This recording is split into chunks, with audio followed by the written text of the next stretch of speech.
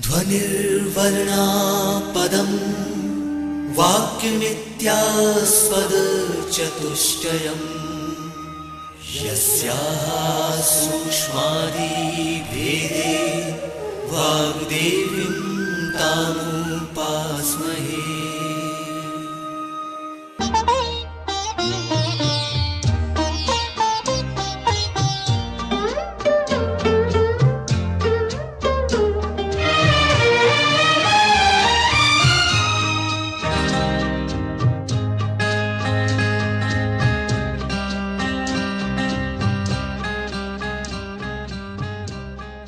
मध्य प्रदेश भोज मुक्त विश्वविद्यालय का इलेक्ट्रॉनिक माध्यम निर्माण और शोध केंद्र EMPRC प्रस्तुत करता है शैक्षणिक श्रव्य कार्यक्रमों की श्रृंखला पर्यावरण विज्ञान। दोस्तों, ये श्रृंखला स्नातक स्तर के आधार पाठ्यक्रम पर्यावरण अध्ययन पर आधारित है। इसके अलावा ये कार्यक्रम B.Ed के विद्यार्थियों के लिए भी लाभप्रद होंगे। पर्यावरण विज्ञान की इस श्रृंखला में आज का विषय है भारतीय संस्कृति और पर्यावरण। इस कार्यक्रम के विषय विशेषज्ञ हैं KC सकलानी। कार्यक्रम का ध्वनि मुद्रण, संपादन और प्रस्तुतिकरण किया है अमर बहादुर यादव ने। तो लीजिए सुनिए ध्वनि कार्यक्रम भारतीय संस्कृति और पर्यावरण।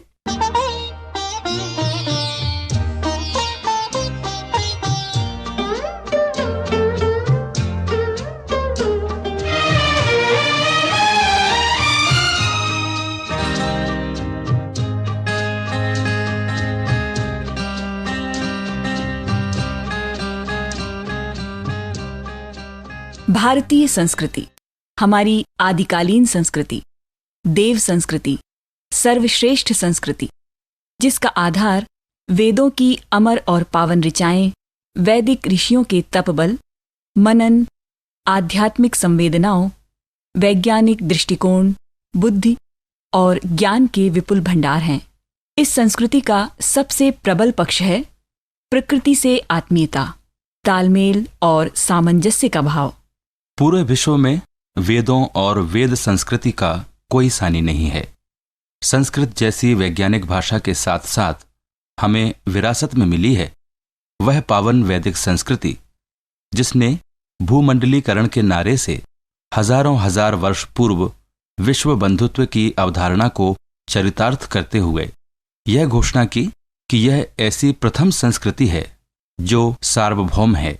सा संस्कृति प्रथमा विश्ववारा। इस संस्कृति का उद्घोष है यत्र विश्वम भवत्येक नीडम, अर्थात पूरा विश्व एक नीड़ है और हम सब हैं उस नीड़ पर रहने वाले पक्षी। सगच्छध्वम संगध्वम, अर्थात हमें साथ मिलकर चलना है, संवाद करना है, विवाद नहीं।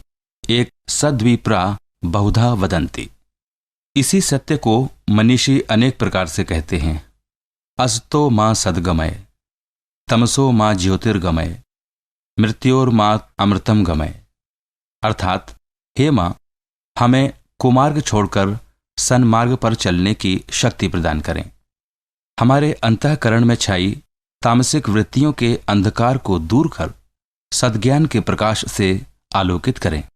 ऐसा मार्ग दिखाएं जिससे हमारे नश्वर शरीर के न रहने पर भी हमारे सत्कार्यों की कीर्ति अमर रहे।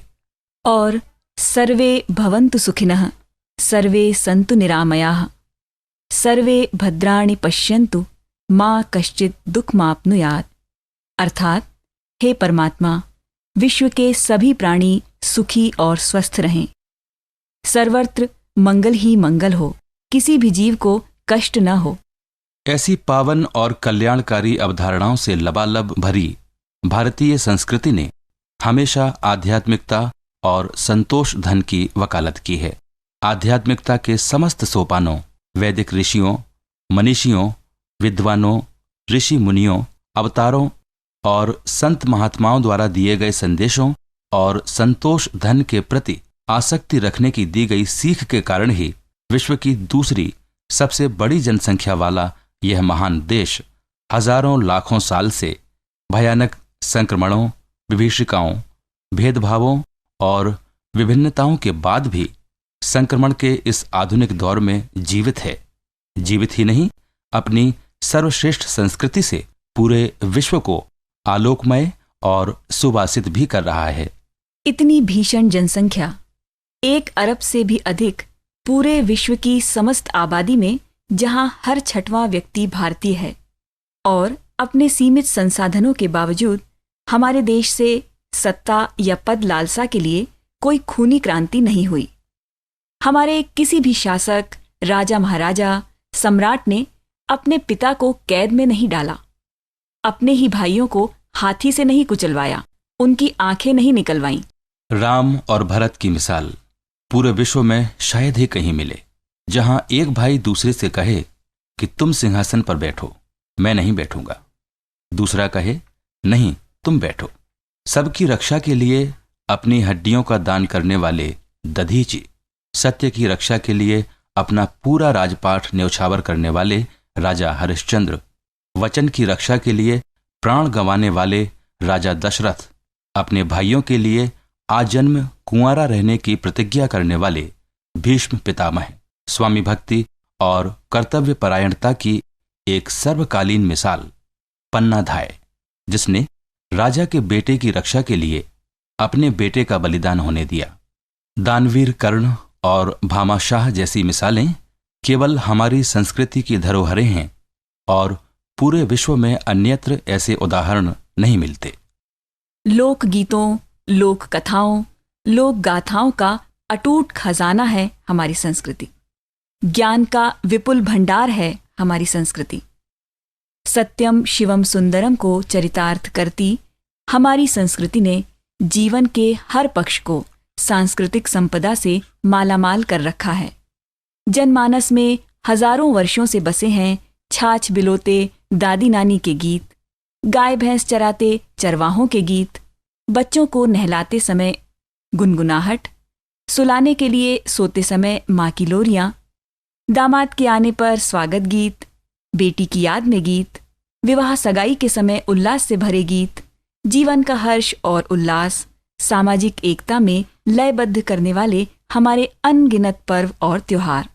विश्व में त्योहार प्रायः धर्म के नाम से मनाए जाते हैं, लेकिन उत्सव, त्योहार, पर्व हमारे देश में केवल धर्म के नाम से ही नहीं मनाए जाते, बल्कि उनका हमारी भौगोलिक, सामाजिक जीवन के 4 पक्षों में विभाजन से, ऋतुओं से, कर्मकांडों से और पर्यावरण से बहुत घनिष्ठ संबंध रहा है। प्रसिद्ध है कि हिंदू का खाना पीना, सोना जागना, उठना बैठना, छींकना खांसना, रोजगार व्यवहार सभी धर्म के नाम से होता है। यहाँ तक कि चोरी और ठगी भी भवानी की पूजा करके और अच्छा मुहूर्त देखकर की जाती है। और धर्म को हमारे देश में संस्कृति का एक घटक माना है।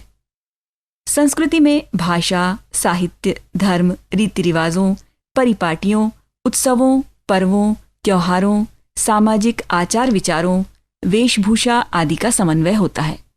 भारतीय संस्कृति में जीवन के हर पक्ष के हर शुभ कार्य में सामाजिक और धार्मिक गतिविधियां शामिल होती रही हैं। मसलन जन्मदिन संस्कार, विद्या अध्ययन संस्कार, यज्ञोपवीत संस्कार, मुंडन संस्कार, पाणी ग्रहण संस्कार, दाह संस्कार, सेनाओं के युद्ध भूमि पर जाते समय मंगल गान, रणभेरी का बजना आदि हमारी संस्कृति के मनोहर पक्ष को प्रस्तुत करते हैं। संस्कार शब्द की उत्पत्ति संस्कृति से हुई है और संस्कार सनातन काल से हमारे जीवन के हर पक्ष में शामिल है। यदि सूची तैयार की जाए तो शायद 365 दिनों में कम से कम 720 त्योहार होते हैं, पर मुख्य त्योहार 2 प्रकार के हैं। एक युगदी पर्व अथवा ऋतु परिवर्तन संबंधी, जैसे कि बसंत पंचमी, होलिका, देवशयन, देवोत्थान, श्रावणी, दीपावली, कार्तिक पूर्णिमा आदि, और दूसरे ऐतिहासिक पौराणिक घटना संबंधी, जैसे रामनवमी, विजयादशमी, कृष्ण जन्माष्टमी, शिवरात्रि, वामन द्वादशी, नरसिंह चतुर्दशी, हनुमान चतुर्दशी और गणेश चतुर्थी आदि। सांस्कृतिक संपदाओं की विरासत से हम मालामाल हैं।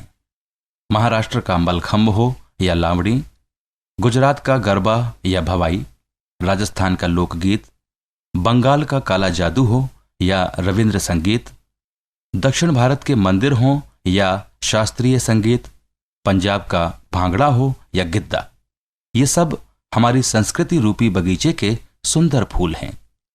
योग साधना के तो हम विश्वगुरु हैं। पश्चिम भी हमारी इस पद्धति का कायल हो गया है। संस्कृत जैसी वैज्ञानिक भाषा के हम जन्मदाता हैं। आयुर्विज्ञान, ज्योतिर्विज्ञान, खगोल विज्ञान, शस्त्र विज्ञान, देह विज्ञान, भूमंडल और इसके पर्यावरण और पारिस्थितिकी के बारे में हमारी जानकारियां, गणित विज्ञान, राजनैतिक शास्त्र और सिद्धांत, तंत्र विज्ञान, मंत्र विज्ञान आदि के बारे में युगों पहले से इतनी गहन और सूक्ष्म जानकारियां हमारे पास उपलब्ध थीं कि सब कुछ पारलौकिक सा लगता है। इस ऐतिहासिक सच से अनेक विद्वान सहमत हैं कि प्राचीन काल में ईसा से पूर्व ही धर्म, कला, नीति, सभ्यता और संस्कृति के क्षेत्र में भारत अपने समकालीन राष्ट्रों से बहुत आगे था। संस्कृति मनुष्य को सुसंस्कृत और मानवीय चेतना को परिष्कृत बनाने का विज्ञान है। इस संबंध में जितने व्यापक और बहुआयामी प्रयोग भारत में किए गए हैं, उतने कहीं और नहीं। वस्तुतः भारत की संस्कृति, सभ्यता, भारत के प्राचीन शास्त्र तो ऐसे हैं कि यदि इनके अर्थ, मूल सिद्धांत ठीक ठीक समझे जाएं और काम में लाए जाएं, तो यह न केवल अपनी सत्ता का आत्मधारण कर सकते हैं, अपितु पूरे विश्व का उद्धार कर सकते हैं। वेद, पुराण, उपनिषद, रामायण, महाभारत, गीता हमारी थाती हैं।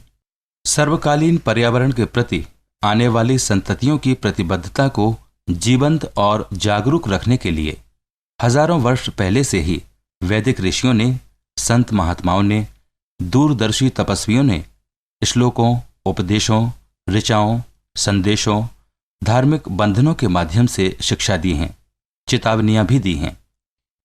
हमारी पावन संस्कृति के आधार स्तंभ वेद प्रकृति के उन्मुक्त प्रांगण में रचित वे ग्रंथ हैं जो सदैव ही हर क्षेत्र में मानव जाति का मार्गदर्शन करते रहे हैं। आज जब धरती माँ की प्रसव धर्मिता ही दांव पर लग चुकी है, आकाश, जल, वायु, ध्रुवों और महासागरों पर संकट के बादल मंडरा रहे हैं, जीव जगत और वनस्पति जगत खतरे में पड़ गया है, तब हमारा ध्यान भारतीय संस्कृति में पर्यावरण के प्रति दी गई शिक्षाओं पर अवश्य ही जाना चाहिए। जीवन की आधारभूत आवश्यकताओं के महत्व को प्राचीन काल से ही स्वीकार किया जाता रहा है। मानवीय सभ्यता की विकास यात्रा में पर्यावरण संरक्षण की दृष्टि से वेद संस्कृति का महत्व अक्षुण्ण रहा है। वेदों में पर्यावरण संरक्षण की विस्तृत व्याख्या मिलती है। ये व्याख्याएं निश्चित तौर पर आज भी हमारे विश्व पर्यावरण के लिए नित्य नवीन चुनौतियों का समाधान करने में सक्षम हैं। हमारे वेद पुराण का अन्य शास्त्रों या उनके नाना प्रकार के आख्यान, उपाख्यानों सब में कहीं न कहीं सश्रद्ध स्वीकारोक्ति है। जैसे धरती माता को प्रणाम, वंदनीय तरुओं को नमन, सूर्य देव को नमस्कार, जल देवता को प्रणाम। वैदिक ऋचाओं या पौराणिक आख्यानों में धरती माता और प्राकृतिक शक्तियों के प्रति ईश वंदना का भाव मात्र इस नाते है कि धरती माता हमारी और संपूर्ण प्राकृतिक शक्तियों की पालनहार है। पृथ्वी और प्राकृतिक शक्तियों के बीच के संतुलन पर ही मानव अस्तित्व निहित है। प्रकृति और उससे मानव के प्रगाढ़ भुजबंधन की भावधारा भारतीय वाङ्मय से जिस विराट रूप में दर्शनीय है, वैसी अन्यत्र दुर्लभ है। आर्य मनीषियों की वाणी में धरती और उसकी प्राकृतिक संपदाओं के संरक्षण का अथाह संदेश सन्निहित है। ऋग्वेद में अग्नि के रूप, रूपांतर, कार्य और गुणों की विस्तृत व्याख्या की गई है। यजुर्वेद में वायु के विविध रूपों और गुणधर्म की तात्विक व्याख्या की गई है। इसी प्रकार सामवेद में जल तत्व की और अथर्ववेद में पृथ्वी तत्व की व्याख्या की गई है। पर्यावरण के निर्माण में भी इन्हीं चार तत्वों की मुख्य भूमिका होती है। इस प्रकार वेद पर्यावरण संरक्षण की अत्यंत सूक्ष्म और समग्र व्याख्या करते हैं। यजुर्वेद में प्रधान रूप से यज्ञों के विधि विधानों का विस्तृत वर्णन किया गया है। इस ग्रंथ में यज्ञों को ही पर्यावरण शुद्धि का केंद्र माना गया है। एक मंत्र में कहा गया है कि वायु को शुद्ध करने वाले, संसार के धारक और सुख का विस्तार करने वाले यज्ञ का त्याग मत कर। एक अन्य मंत्र में कहा गया है कि हे अग्नि, लोक मंगल के लिए तुम सर्वत्र व्याप्त हो जाओ और विषाक्त अन्न जल से मेरी रक्षा करो। सामवेद में प्राकृतिक वैभव के साथ ही वनस्पति और पशु जगत के संरक्षण के महत्व को उभारा गया है। सामवेद के उदाहरणों में वानस्पतिक उत्कर्ष के द्वारा सर्वत्र स्वस्थ जीवन की कामना व्यक्त की गई है। इसमें पर्यावरण संरक्षण की एक अनिवार्य इकाई पशु जगत के प्रति भी अनुराग भरा दृष्टिकोण प्राप्त होता है। अथर्ववेद को, जिसे एक अतुलनीय औषध शास्त्र के रूप में मान्य किया गया है, उसमें मानव जीवन के लिए अमृतोपम जड़ी बूटियों का विशद वर्णन मिलता है। अथर्ववेद जीवन के समस्त विकारों को दूर कर स्वस्थ, शांत और सुखी जीवन की प्रेरणा और प्रकृति के साथ भावनात्मक लगाव का संदेश देता है। अथर्ववेद मानव के वैयक्तिक, सामाजिक और पर्यावरण के परिवेश को नियंत्रित रखने के नियम प्रतिपादित करता है। जीवेम शरदः शतम अर्थात 100 साल जीने की अवधारणा प्रकृति के साथ माधुर्य युक्त संवाद में ही संभव है। भारतीय दर्शन और आयुर्वेद के अनुसार जीव और वनस्पतियां पर्यावरण के संघटकों के सूक्ष्म रूप हैं। ये सब पंचमहाभूत या पंच तत्वों से बनते हैं। ये पंच तत्व क्षिति, जल, पावक, गगन और समीर हैं। भारतीय संस्कृति में प्रकृति और पर्यावरण की अर्चना और आराधना की पुण्य भावना सन्निहित है। इसमें अंतःकरण और पर्यावरण के घनिष्ठ संबंधों की बड़ी ही सांकेतिक और अलंकृत शैली में विवेचना की गई है। भारतीय संस्कृति में जीवन को मूर्त और अमूर्त रूप में पृथ्वी, जल, वायु, आकाश, सूर्य, चंद्र, नदी, निर्झर, उपवन, वृक्ष, वनस्पति, पशु, पक्षी आदि के साहचर्य और सहयोग के रूप में देखा गया है। अतः पर्यावरण का संरक्षण यहाँ का धर्म कर्तव्य रहा है। पर्यावरण शब्द का तात्पर्य है हमारे चारों ओर का आवरण। इसके अंतर्गत पंच महाभूत आते हैं। पर्यावरण का संतुलन इसमें विद्यमान पंच महाभूतों के संतुलन पर निर्भर करता है। इनके समुचित समन्वय और संतुलन से ही पर्यावरण को संरक्षित किया जा सकता है। आर्य ऋषि मनीषी पर्यावरण संरक्षण को बड़ी ही सूक्ष्मता से जानते समझते थे। उन्हें पर्यावरण और प्राणियों के मध्य अंतः संबंधों का स्पष्ट ज्ञान था। यही कारण है कि भारतीय चिंतन में पर्यावरण संरक्षण की अवधारणा उतनी ही प्राचीन है जितना मानव जाति का इतिहास। भारतीय संस्कृति में पर्यावरण संरक्षण का भाव अति प्राचीन और पुरातन है। ये मानव जीवन के क्रियाकलापों और गतिविधियों से अभिन्न रूप से जुड़ा हुआ था। इसी कारण वेदों, उपनिषदों से लेकर कालिदास, दांडी, पंत, प्रसाद आदि सभी के काव्य में इसका व्यापक, विस्तृत और रोचक वर्णन किया गया है। उपनिषदों के दृष्टा भाव भरे शब्दों में स्तुति करते हैं। हे अस्वरूपधारी परमात्मा, बालू तुम्हारे उदरस्थ अर्धजीर्ण भोजन है, नदियां तुम्हारी नाड़ियां हैं, पर्वत पहाड़ तुम्हारे हृदय खंड हैं, समस्त वृक्ष, वनस्पतियां और औषधियां तुम्हारे रोम सदृश है। ये सभी हमारे लिए शिव हों, कल्याणकारी हों। हम नदी, वृक्ष आदि को तुम्हारे अंग स्वरूप समझकर इनका सम्मान और संरक्षण करते हैं। ये उदात्त भाव पर्यावरण के प्रति भारतीय संस्कृति के गंभीर और गहन दृष्टिकोण से अवगत कराते हैं। मत्स्य पुराण में भृगु, अत्रि, वशिष्ठ, विश्वकर्मा, नारद, मय, गर्ग, विशालाक्ष आदि 18 ऋषि मनीषियों का उल्लेख मिलता है। जिन्हें पर्यावरण और प्राणियों के संबंधों का गहरा ज्ञान था। अग्नि पुराण, मत्स्य पुराण और भविष्य पुराण में इसी प्रकार का विवेचन विश्लेषण मिलता है। भगवान कृष्ण की गोवर्धन पूजा का लौकिक पक्ष यह स्पष्ट करता है कि जन सामान्य मिट्टी, पर्वत, वृक्ष और वनस्पति का सम्मान करना सीखें। भगवान कृष्ण ने स्वयं को ऋतु स्वरूप, वृक्ष स्वरूप, नदी स्वरूप और पर्वत स्वरूप कहकर अपने महत्व और विशेषता को इसलिए उजागर किया कि हमें इनकी अभ्यर्थना करनी आनी चाहिए। भारतीय संस्कृति में वृक्ष वनस्पतियों को पूजन अर्चन के रूप में लिया गया है। धार्मिक कार्यों में भी इन्हें बहुत महत्व दिया गया है। धार्मिक मान्यताओं में पीपल को पूज्य मानकर उसे अटल सुहाग से संबंधित कर काटना वर्जित किया गया है। भोजन में तुलसी का भोग पवित्र माना गया है। विल्व वृक्ष को शंकर से जोड़ा गया है। ढाक, पलाश, दुर्वा, कुश आदि को नवग्रह पूजन आदि के पुण्य कार्यों में भी सम्मिलित किया गया है। पूजा के कलश में 7 नदियों का जल और सप्त मातृका का पूजन करना नदी और भूमि को पवित्र बनाए रखने की भावना को संचारित करता था।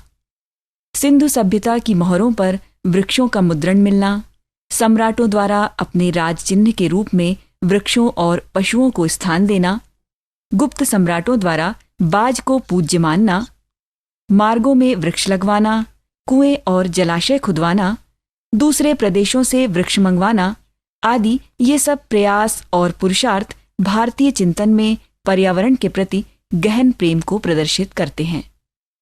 प्राकृतिक अनुराग और प्रकृति संरक्षण की चिरंतन धारा है भारतीय संस्कृति। प्रकृति अनुराग हमारी इस पुरातन संस्कृति में इस कदर रचा बसा है कि हम प्रकृति से अपने जुदा अस्तित्व की कल्पना भी नहीं कर सकते। भारतीय मनीषियों ने समूची प्रकृति ही क्या, सभी प्राकृतिक शक्तियों को देवता माना। सूर्य देवो भवा। वस्तुतः सूर्य हमारा यानी इस ग्रह का जीवन दाता है। बिना उसके वनस्पतियों का और परोक्ष रूप से अन्य जीवों का अस्तित्व असंभव है। तभी तो वैदिक ऋषियों ने कामना की है कि हमारा सूर्य से कभी वियोग न हो। न सूर्यस्य संदुषे मां युयोथाः।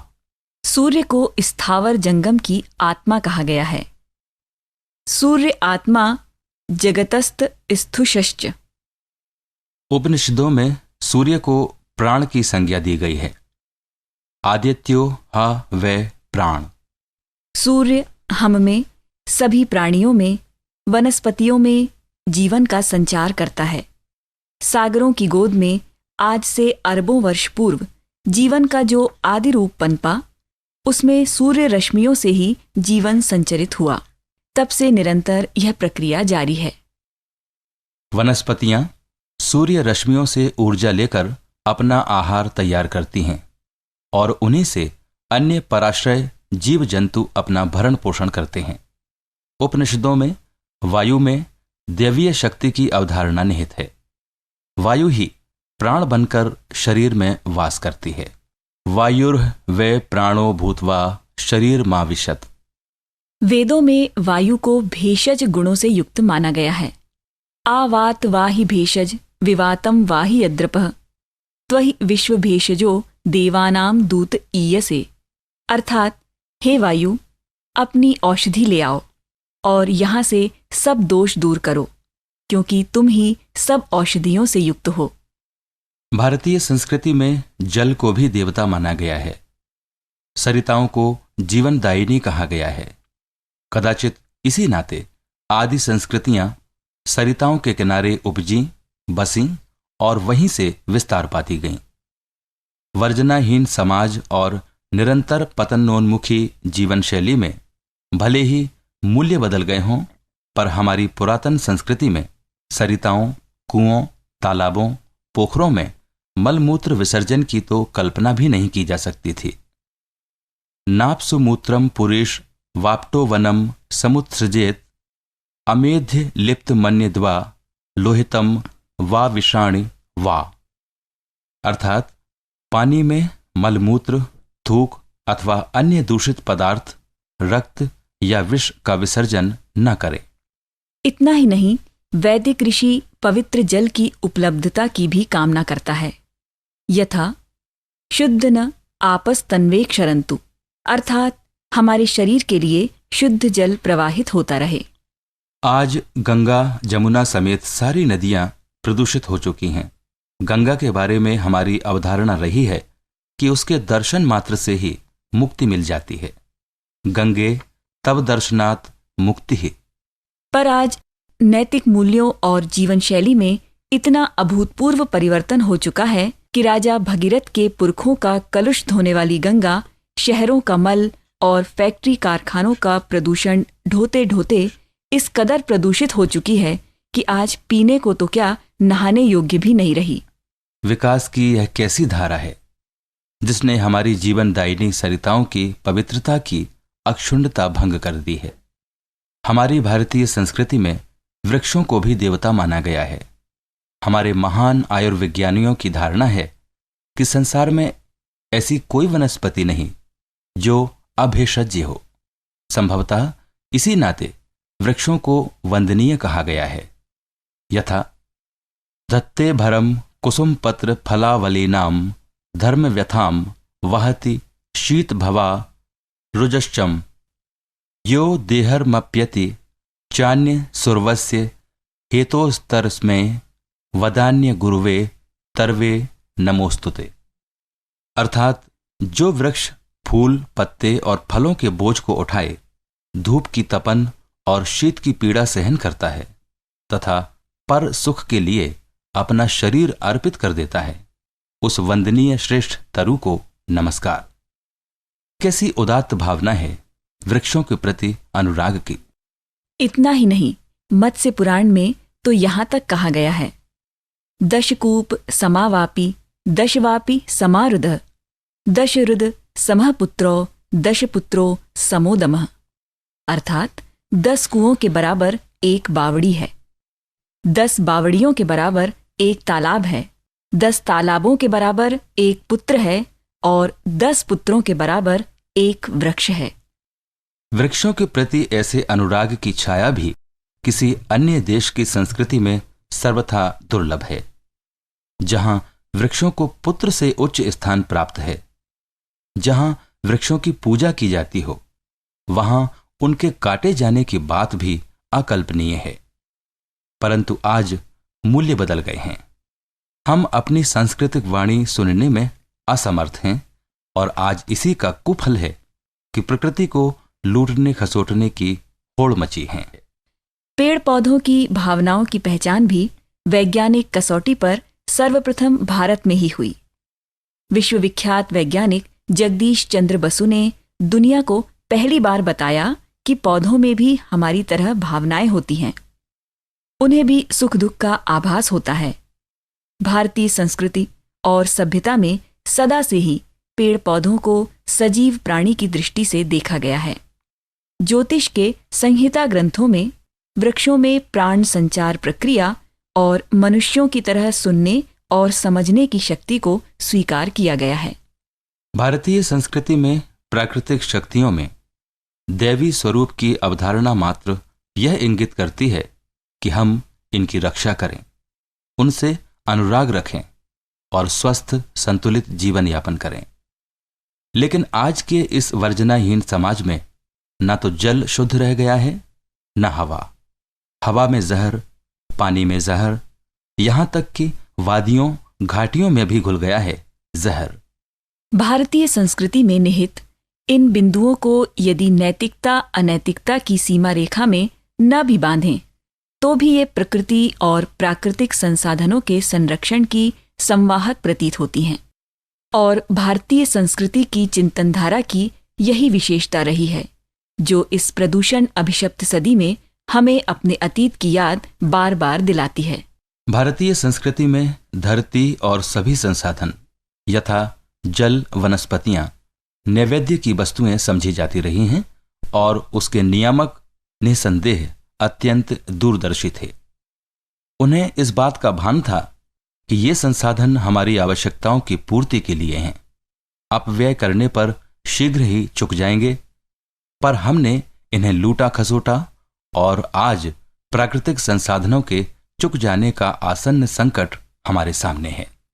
मशीनीकरण और प्रौद्योगिकी की यह नियति रही है कि वह आदमी की संवेदनाओं को मार देती है, उसे भ्रष्ट बना देती है और वह भौतिक सुखों की अंधी दौड़ में अपने सांस्कृतिक और परंपरागत जीवन मूल्यों को भूलकर जीव चक्र की मूलभूत आवश्यकताओं अर्थात प्रकृति, पर्यावरण और उसके संघटकों के प्रति अपनी जवाबदेही की उपेक्षा करने लगता है। लेकिन शुद्ध पर्यावरण किस तरह मानव के व्यक्तित्व, आचार विचार और जीवन शैली पर अपना सुप्रभाव छोड़ता है, इसके दो ज्वलंत उदाहरण। पर्वतीय अंचलों और ग्रामीण क्षेत्रों में जहां आधुनिक सभ्यता और उसकी हाई फाई संस्कृति ने अभी पूरी तरह पांव नहीं पसारे हैं, जहां हवा पानी अधिकतर शुद्ध होते हैं, वृक्षों को, जंगलों को, वनस्पतियों को ज्यादा नुकसान नहीं पहुंचाया गया है, वहां के निवासी औसतन निहायत सीधे और सरल होते हैं और विरासत में मिली अपनी सांस्कृतिक परंपराओं, धार्मिक अनुष्ठानों और रीति रिवाजों का पालन करते हुए संतोष धन से परिपूर्ण और उत्तम स्वास्थ्य लिए होते हैं। भौतिक सुख सुविधाओं के पीछे अंधाधुंध भागती जीवन शैली से दूर वहां के निवासी आधुनिक बीमारियों से किसी हद तक बचे हुए हैं। वहां मधुमेह, ब्लड प्रेशर, स्पॉन्डिलाइटिस, कॉन्स्टिपेशन, अनिद्रा, डिप्रेशन, हाइपरटेंशन, गठिया, हार्ट अटैक, कैंसर जैसी व्याधियां कंक्रीट के जंगलों और आधुनिक सभ्यता की हाई फाई संस्कृति वाले महानगरों से बहुत बहुत कम मिलेंगी। जिन गांवों या क्षेत्रों में औरतें पुरातन संस्कृति के अनुसार व्यायाम से जुड़े घर गृहस्थी के काम आज भी करती हैं, मसलन सूप में अनाज, दालें, मसाले फटकना, ओखली में धान कूटना, सिलबट्टे पर मसाला पीसना, हाथ चक्की का इस्तेमाल करना, कुएं से पानी खींचना, खेतों में निराई गुड़ाई का काम करना आदि, वहां की औरतें शरीर से सुगठित और रोग विहीन होती हैं। प्रसव के समय उनके पेट नहीं फाड़े जाते, जबकि शहरों में ऑपरेशन से बच्चे पैदा होना अब आम बात है। भारतीय संस्कृति में जीवन का विभाजन भी प्रकृति पर आधारित था। आश्रम व्यवस्था में जीवन के विभाजन में 4 में से 3 आश्रम तो पूरी तरह से प्रकृति के साथ ही व्यतीत होते थे। विद्याध्ययन हेतु गुरुगृह में प्रवेश कराने वाले ब्रह्मचर्य आश्रम के लिए गुरुकुल सदैव वन प्रदेश और नदी तट पर हुआ करते थे। यहां आकर बालक प्रकृति के आंचल में पलता बढ़ता और विद्यार्जन करता था। आचार्य उसे विद्या के साथ साथ प्रकृति के साथ तालमेल और सामंजस्य का सूत्र भी सिखाते थे। वानप्रस्थ आश्रम में व्यक्ति वन प्रांतरों में रहकर आत्मचिंतन तथा जन कल्याण का कार्य करता था। संन्यास आश्रम में तो समग्र उत्तरदायित्वों और जिम्मेदारियों को भावी पीढ़ी को समर्पित अर्पित कर निर्जन वन और गिरी कंदराओं में आत्म कल्याण हेतु तप करने का विधान किया गया है। होता यह था कि तप करने वाला खाली समय में अपनी कुटिया के आसपास के परिवेश को शुद्ध और हरा भरा रखने का प्रयास करता और बाग बगीचे और फूलों के पौधे और वृक्षों का रोपण करता, उनकी देखभाल कर उनका विकास करता। इस तरह जाने अनजाने में वह प्रकृति और पर्यावरण के साथ अच्छा तालमेल कर उनके संवर्धन में योगदान देता। पर्यावरण के प्रति हमारी संस्कृतिगत एक विशेषता यह थी कि हमारे देश में हमेशा ऐसे वृक्षों या वनस्पतियों का चुनाव किया जाता था जो छायादार, शीघ्र पनपने वाले, सुंदर, आर्थिक मूल्य वाले, गृह उद्योग, कुटीर उद्योग में काम आने वाले और पर्यावरण संरक्षण में मदद करने वाले होते थे। मसलन जामुन, नीम, बरगद, पीपल, इमली, आम, कटहल, बेल, चीड़, देवदार, गुलमोहर, अशोक, अमलतास, कचनार, सेंजना, जकरंडा, ढाक, केशिया, बकायन आदि आदि। अन्य सैकड़ों किस्म के वृक्ष और वनस्पतियां हैं जिनका रोपण कर पर्यावरण को समृद्ध और संरक्षित किया जाता था। आज ग्लोबल वार्मिंग ध्रुवों के ऊपर ओजोन परत के क्षय होने से बना ऑस्ट्रेलिया के क्षेत्रफल से बड़ा छेद समस्त सरिताओं, जंगलों और महासागरों द्वारा अपना नैसर्गिक रूप और गुण खोने से जिन उत्पन्न खतरों के बारे में पर्यावरणविद, वैज्ञानिक और विश्व के सभी देशों की सरकारें हो हल्ला मचा रही हैं, चिंतित हो रही हैं, उनका आभास हजारों लाखों साल पहले ही हमारे वैदिक ऋषि मुनियों ने, संत महात्माओं, मनीषियों ने और हमारी पुरातन संस्कृति ने कर लिया था। और तभी धार्मिक बंधनों और सामाजिक जिम्मेदारियों से ओतप्रोत नियम प्रतिपादित कर दिए, जिनसे पर्यावरण संरक्षण की अवधारणा की पुष्टि होती है। लेकिन आज हम वृक्षों को काटकर, जंगलों का विनाश कर स्वयं अपने सर्वनाश को आमंत्रित कर रहे हैं, क्योंकि हिंदू धर्म और संस्कृति की मान्यताओं के अनुसार प्रकृति का जितना अधिक भोग किया जाएगा, उतनी ही प्रकृति हमारे विनाश का कारण बनेगी। इसीलिए भर्तृहरि ने कहा था, भोगा न भुक्ता वयमेव भुक्ता, तपो न तप्तम वयमेव तप्ताः, कालो न माता वयमेव माता, तृष्णा न जीर्णाम वयमेव जीर्णाः। अर्थात भोगों को हमने नहीं भोगा, बल्कि भोगों ने ही हमको भोगा। तप में हम नहीं तपे हैं, बल्कि तप ने ही हमको तपाया है। काल समाप्त नहीं हुआ है, हम ही समाप्त हो गए हैं। तृष्णा जीर्ण नहीं हुई है, हम ही जीर्ण हो गए हैं। भारतीय संस्कृति और धर्म ने इसी कारण भोग और त्याग के संतुलन की बात कही है। हमारी वैदिक संस्कृति में स्पष्ट निर्देश है कि प्रकृति का भोग तो किया जाए, पर उस पर बलात्कार नहीं किया जाना चाहिए।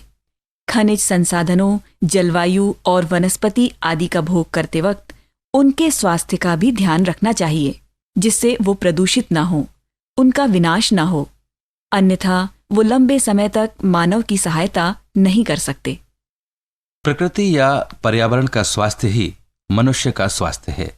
दोनों के सहसंबंधों के बिगड़ जाने से ही मनुष्य रोगी, अभावग्रस्त, दुखी, दीन और गरीब हुआ है। इनमें परस्पर संतुलन बनाए रखने का कार्य मनुष्य जाति को करना ही पड़ेगा, अन्यथा एक तरफा भोग से प्रकृति के विनाश के कारण मनुष्य की जीवन लीला क्या, जीवन चक्र ही समाप्त हो जाएगा। भारत तो आदिकाल से कहता आया है कि प्रकृति हमारी मित्र है। हिंदू धर्म और संस्कृति ने इसी कारण वृक्ष, वनस्पति, पशु पक्षी, जल, वायु, अग्नि, आकाश सभी को पूजा भाव से स्वीकार किया है। आधुनिक सभ्यता में सिर से पांव तक रंगे महानगरों और शहरों की बात हम नहीं करते, लेकिन समूचे भारत राष्ट्र के केरल से कश्मीर, गोवा से लद्दाख, आसाम से महाराष्ट्र और उत्तरांचल से चेन्नई तक के सारे ग्राम निवासियों के दैनिक कार्यों में भारतीय संस्कृति की पर्यावरण संरक्षण के प्रति प्रतिबद्धता की झलक आज भी मिलती है। भारतीय ग्रामों की एक मौलिक विशेषता उनके जनजीवन में शताब्दियों से प्रतिष्ठित पर्यावरण अनुकूल संस्कार है। इस देश से प्रस्फुटित अथवा प्रभावित अन्य संस्कृति धाराओं में नैसर्गिक पर्यावरण तंत्र के सभी तत्वों का मानवीयकरण और दिव्यीकरण किया गया है।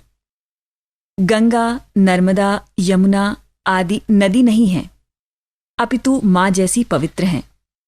समुद्र वरुण देवता है, वायु भी देवता है, सूर्य भी देवता है, कौआ काकभुशुंडी है, गाय माँ है और कार्तिकेय का वाहन मोर है। बैल शिवजी का, उल्लू लक्ष्मी जी का और चूहा गणेश जी का वाहन है। शेर, सर्प, चूहा, बंदर सभी पवित्र हैं।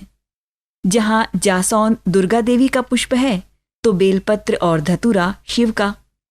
संक्षिप्त में कहें तो भारतीय संस्कृति का दृष्टिकोण ऐसा है जो अजैविक और मानवेतर जैविक तत्वों को भी मानवीय संवेदनाओं के माध्यम से देखता है।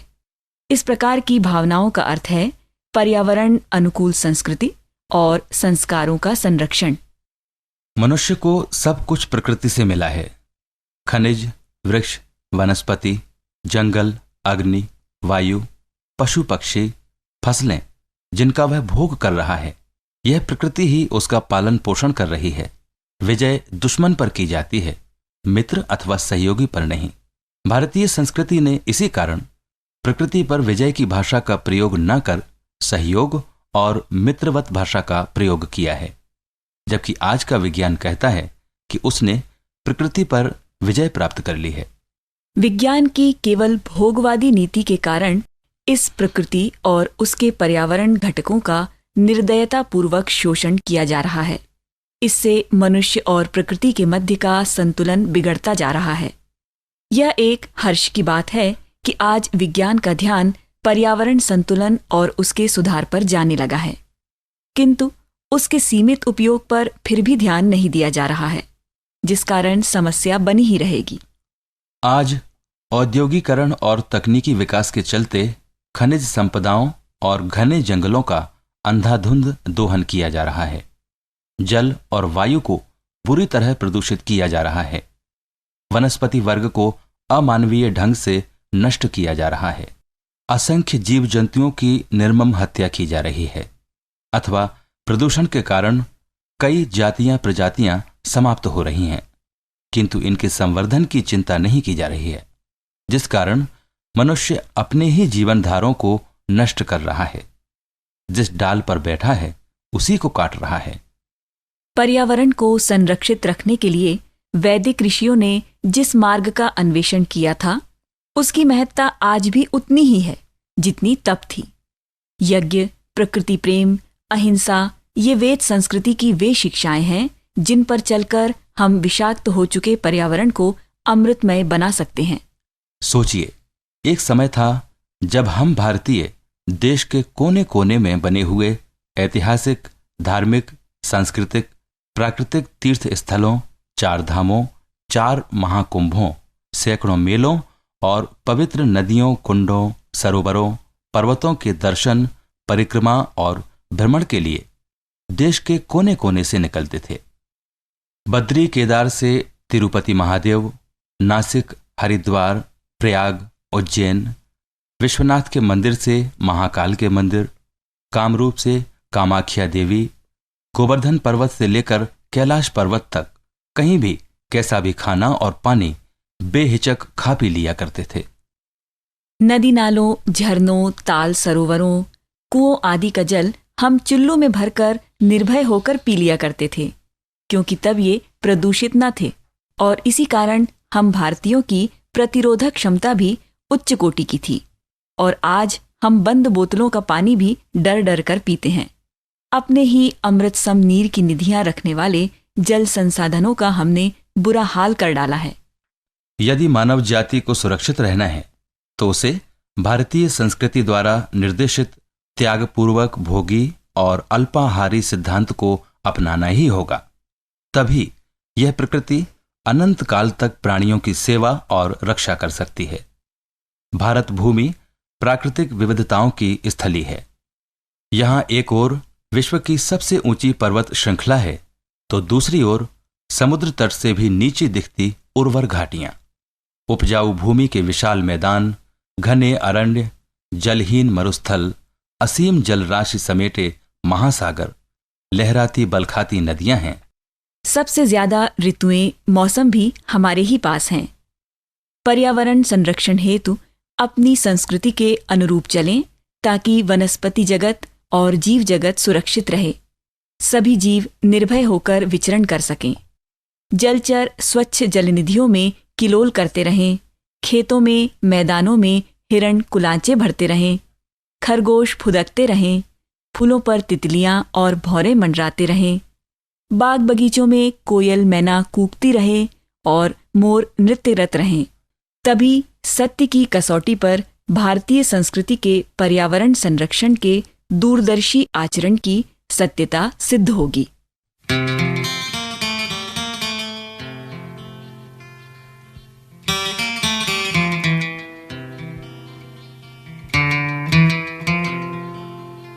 दोस्तों, पर्यावरण विज्ञान श्रृंखला के अंतर्गत आज बस इतना ही। इस श्रृंखला की अगली कड़ी में एक नए विषय के साथ फिर उपस्थित होंगे। तब तक के लिए विजयकांत और चेतना को आज्ञा दीजिए। नमस्कार।